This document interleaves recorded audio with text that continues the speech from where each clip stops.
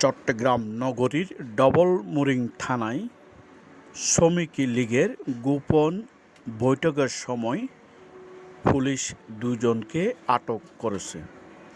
Police বলছে, গোপন বৈঠকের খবর পেয়ে তারা অভিযান চালিয়ে তাদেরকে আটক করা হয় এবং আপনারা যদি দেখুন, রাতের আঁধারে তারা গোপন বৈঠক করছিল।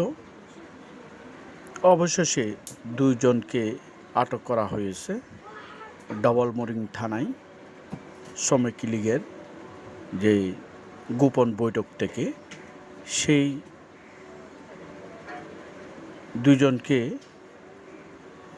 আটক করে থানায় নিয়ে আসা হয়েছে এবং পরবর্তী আইনানুগ ব্যবস্থা গ্রহণ করবে বলে পুলিশ জানিয়েছে।